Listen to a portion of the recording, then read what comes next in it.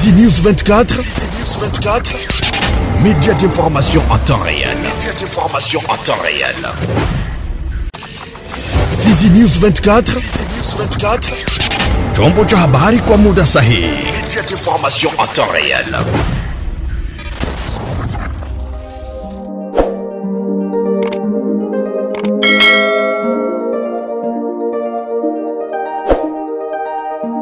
Hali yako ni gani mpenzi mtazamaji na msikilizaji wa Fizi News 24? Matumaini yangu ni kwamba umri wa afya na uko chonjo kabisa TV yako kwa ajili ya kuendelea kutusikiliza. Tunakuwa tukikusamini kwa kuendelea kutupa muda wako kila mara, na kumbusha kwamba hii ni Fizi News 24 inakujia mashariki mwa nchi ya Jamhuri ya Kidemokrasia ya Kongo.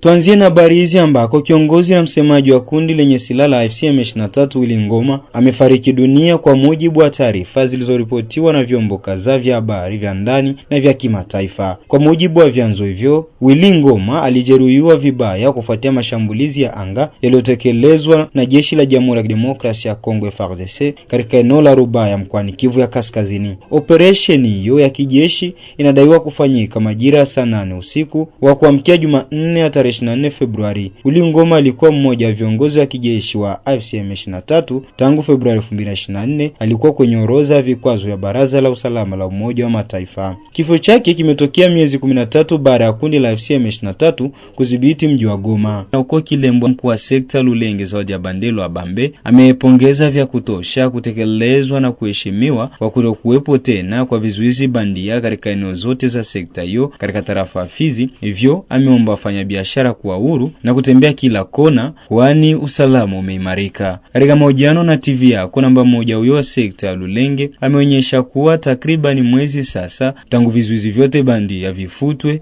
kwa faida ya wananchi. Zawadi ya Bandelo Abambe amezungumza nasi. Ndiyo, acha nikuambie kwa urefu hali ya usalama katika sekta ya Lulenge, hasa zaidi kisha kuondolewa kwa mabariere zenye zilikuwa erige na watoto wetu wazalendo. Ninawaza ni tangu tariki 2 za mwezi wa pili mwaka huu tunao ndio delegation ya VDP ilitumwa mu sekta ya Lulenge. Ilikuwa na mission 2. Mission ya kwanza ilikuwa kuja wanaondoa mabariere ilegale zote zenye ziko erige na wazalendo, na mission ya pili ilikuwa kuja na sensibiliser na kurekrute wa vijana wazalendo kwenda ku centre ya formation Kikonde. Na kwa hiyo ya kwanza ndio nitaanzia ni kwamba tangu jinsi mabariere ziliondolewa na hadi leo usalama upo. Yana maana nataka kukuambia na kuambia ndugu ambao wanaonisikiliza ya kwamba katika sekta ya Lulenge hakuna tena hata bariere moja payante ya wazalendo. Kuna bakia maposte de taxation za l'etat bien reconnu. Hiyo tunaendelea kushukuru kwa wakuu viongozi wa VDP pasipo kutenganisha.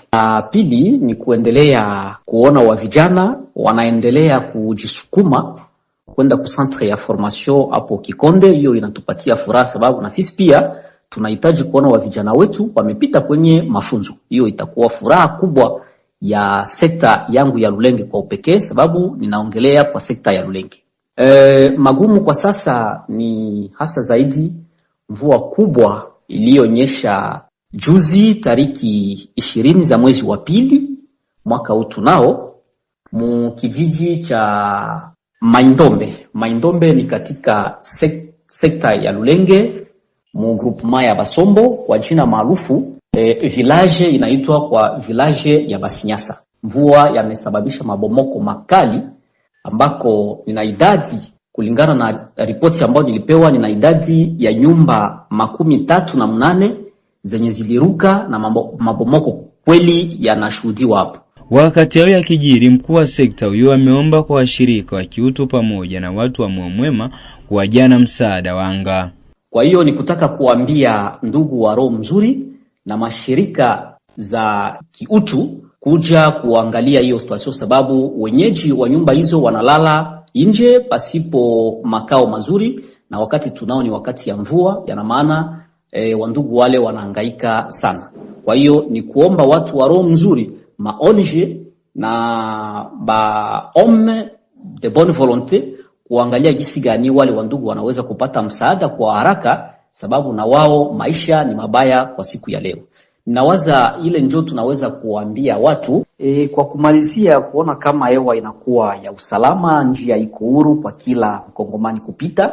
Mimi kiongozi wa sekta ya Lulenge naendelea sasa kualika wa transporter kwamba waje wapite, sababu hiyo ilikuwa moja kati ya hofu ambao walikuwa wakijisikia hawawezi kupita dans une barriere ya watoto wetu wazalendo, walikuwa wakiwalomba 300,000 francs par barriere, na hivi sasa hakuna tena hata barriere moja.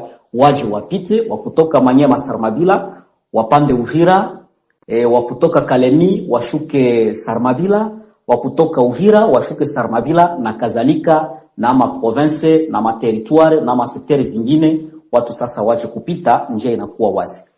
Na huko Uvira ni kwamba ujumbe wa MONUSCO na Conference Internationale sur la Région des Grands Lacs CIRGL wametangaza kupelekwa kwa ujumbe wa pamoja wa tathmini ya awali ya uchunguzi katika mji wa Uvira mkoani Kivu ya Kusini kuanzia tarehe 23 hadi 27 Februari 2026. Hatua hii inafuatia mashauriano yaliyofanywa na Rais wa Jamhuri Felix Antoine Tshisekedi ambaye pia ni rais wa sasa wa CIRGL. Kwa mujibu wa taarifa pamoja iliyowasilishwa kwa hariri wa TV yako Jumanne hii ya tarehe 24 Februari 2026, ujumbe huu ni hatua muhimu ya maandalizi kuelekea kuanzishwa kwa baadaye kwa uratibu wa pamoja na kufuatilia usitishaji mapigano ndani ya mfumo uliowekwa na usimamizi wa kusitisha vita. Kwa mujibu wa taasisi hizo mbili, lengo kuu ni la kiutendaji kuhakikisha kwa juhudi zijazo za ufuatiliaji wa udhibitishaji kuwa za kuaminika, salama na zinazotekeleza kiutendaji. Mpango huu unalenga kuandaa mazingira kwa tathmini ya upatikanaji wa maeneo, hali ya usalama, masuala ya vifaa na mahitaji ya ushirikishwaji ili kuhakikisha utendaji mzuri wa utaratibu huu. Katika kipindi cha ujumbe huu, timu ya pamoja itafanya tathmini ya kina ya hali ya kisiasa, kiusalama, kilojistiki na kijamii kimazingira katika mji wa Uvira na maeneo yanayozunguka kwa lengo la kusaidia upangaji wa jumla na unaoendana. Nia kufuatilia kwa ufanisi usitishaji mapigano ni kupunguza vurugu na kuunda nafasi iliyohitajika kwa suluhisho la kisiasa la kudumu. Na tukiwa tu katika mji wa Uvira ni kwamba jiji la Uvira limekuwa katika hali yake isiyo ya kawaida siku ya pili baada ya mpaka wa Gatumba nchini Burundi kufunguliwa rasmi. Shughuli nyingi zimeshuhudiwa mpakani hapo, zimehakikisha duru zetu. Kwake mwanasheria Chako Changbon Ane ameanza kwanza kutoa picha halisi ya hali juu ya kufunguliwa kwa mpaka huo wa Gatumba. Tumeamka leo asubuhi baada ya kusikiliza habari nyingi usiku, kila mtu akiongea, sisi vile zinasema, wafanya siasa nao wanasema, gavana yeye mwenyewe jana ndani ya kanisa la UTMC Paki Kasenga yeye peke amesema kwamba ana habari kwamba frontiere itafunguliwa leo, na tusubiri delegation kabambi toka Kinshasa, ministre nationale wa interieur. Na tumeamka leo asubuhi kabisa saa moja tukashuhudiwa kwamba frontiere ngambo ya Bujumbura imefunguliwa, na watu walikuwa pale wakaanza pita kabisa, na watu wengine walikuwa pale Gatumba wameanza pita, magari zilikuwa nakia kutafuta karibira kutea huku kwetu Uvira nazo zikapita. Ndio habari kwamba tukashuhudia sote kwamba watu wanavuka ukiwa kotea Burundi, hauna sepejele, unapita kabisa bila shida, tu wanaukamata kama vile uko mkimbizi mwenye huko ndani ya kambi.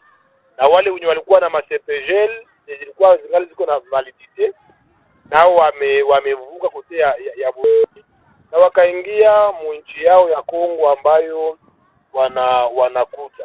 Prefe ni kwamba magari za watransiteur zimepita, raia wakimbizi wenye walikuwa kotea Burundi wenye wamekuwa bila document wamepita bila document, na raia wakimbizi wenye walikuwa na madokuma nao pia walirudia, waligongesha kisha kuona kwamba document zao zingaliki valid. Hiyo ndio hali kabisa ya leo asubuhi.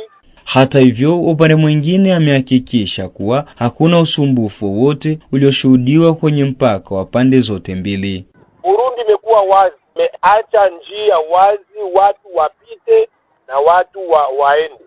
Mtu wa Kongo akipenda kwenda Burundi akuwe tu na CPGL yake yenye iko valid. Hapana CPGL ambayo iko deliver na watu wa M23. Hapana. CPGL yenye Kongo imetosha, unavuka kwenye frontiere ya Kongo na ya Burundi, unaenda Burundi. Lakini ukikuwa huko Burundi unakuya Mkongo, wewe ni nani? Ni mkimbizi ama huko mkimbizi unaruhusiwa kuja? Na leo tumeshuhudia kwenye frontiere hakuna trakaseri hata moja. Uko na dokima unatoka Burundi unavuka Kongo bila shida hata moja. Tangazaji, impact ni kubwa kwa sababu Uvira vile ni Carrefour ya mainchi nyingi. Na kama nchi moja itafunga frontiere yake, kutakuwa handicap kabambi mu maisha ya kijamii, social, lakini kutakuwa changamoto kidogo mbaya wakati ya economy. Sababu gani? Kuna watu wenye wanaishi Uvira wanafanyia biashara yao Bujumbura, na kuna watu wanaishi Bujumbura kama vile Warundi wanafanya biashara yao hapa kwenye Uvira.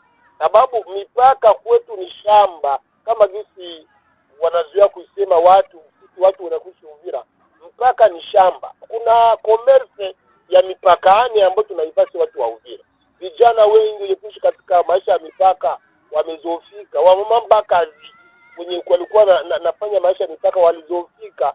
Ndio maana tunafurahia tukijua kwamba kufunguliwa kwa mipaka katika nchi ya Bujumbura na Kongo ina faida sana kwa watu wa Bujumbura, hata kwa watu wa Uvira, hata kwa watu wa Tanzania na faida, kwa watu wa Baraka na faida, kwa watu wa Kamanyola wa Mplin na faida, sababu ilikuwa njia kubwa ya kujipatia pesa na kutafutia kila kitu ambacho tunachotaka. Mwisho, mwanasheria Chako Changu ameonyesha kuwa tofauti na kupongeza kwa viongozi wa Burundi, viongozi wameomba raia kudumisha usalama katika nchi hizo mbili. Unapomsikiliza meya wa jiji Kiki Fara Kapenda, unapomsikiliza gavana wa jiji ya Kivu Bwana Jean-Jacques Purusi, hata ukisikiliza wakuu viongozi wa nchi ya Kongo wa Kinshasa, wanafelicite kwanza ndani gouvernement ya Bujumbura kwa kufungua mipaka kwa faida ya Wakongomani, lakini pia wanashukuru nchi ya Burundi kuona kwamba siku chache baada ya kuongoza Umoja wa Afrika wamekamata ile kipaumbele kufungua mipaka na watu wa Kongo. Na wamesema kwamba watu wa Kongo zaidi wa Uvira watumie mipaka hiyo ndani ya sheria kwa faida yao na kwa faida pia ya nchi. Huko kuambia kwamba wakijua kwamba nchi iko sio vita ya M23, wasisahau hata kama utafanya biashara wajue kwamba aspect ya usalama iwe kipaumbele pia ndani ya biashara mbalimbali ambao tunafanya ndani ya mji wetu wa Uvira. Hiyo ndio ilikuwa ukiverifie sana maneno yote walizungumza, ndio kisi wamesema vipi. Na huko Masisi ni kwamba hali ya usalama imeendelea kuwa tete tangu Jumapili iliyopita karibu na mji wa Migodi wa Rubaya katika wilaya Masisi mkoani Kivu Kaskazini, kufuatia mashambulizi yaliyoanzishwa na wazalendo washirika wa jeshi la taifa la Jamhuri ya Kidemokrasia ya Kongo FARDC, mashambulizi yaliyolenga position za waasi wa AFC M23. Wimbi la hali ya sintofahamu baada ya kudhibiti vijiji vya Kasenyi, Chugi na Kinigi, vyanzo kadhaa vya ndani vimethibitisha kusonga mbele kwa wazalendo kuelekea vijiji vya Runigi, Kabara, Kiruli na Kanyalu wakielekea kwenye mji wa Migodi wa Rubaya. Kusonga huku kwa kijeshi kumeongeza mvutano kati ya eneo hili la kimkakati linalojulikana kwa shughuli kubwa za uchimbaji madini na ambao tayari limeathiriwa na miezi kadhaa ya vurugu za makundi yenye silaha. Tangu Jumatatu tarehe 23 Februari 2026 umeshuhudiwa wimbi kubwa la watu kuondoka katika mji wa Rubaya. Kwa kuhofia kukwama katika mapigano, familia nyingi zimekimbia makazi yao kwa haraka. Kwa mujibu wa vyanzo vya ndani, familia nyingi zimelekea Ngungu, Biambwe na Mushaki, huku wengine wakielekea Goma au kuvuka hadi mkoa jirani wa Kivu Kusini. Wengi waliokimbia wameondoka bila mali wala mahitaji ya msingi, hali inayoweza kusababisha kuzorota kwa haraka kwa maisha yao.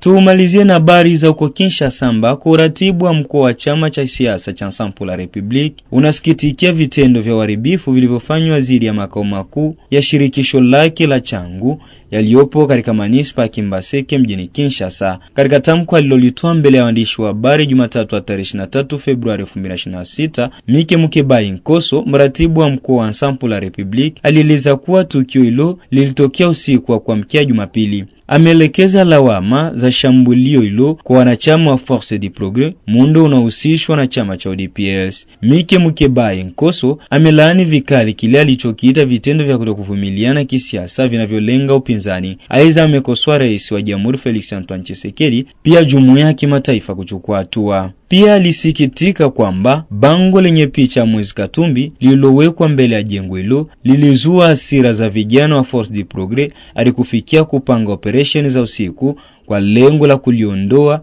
na kuharibu makao makuu ya chama hicho.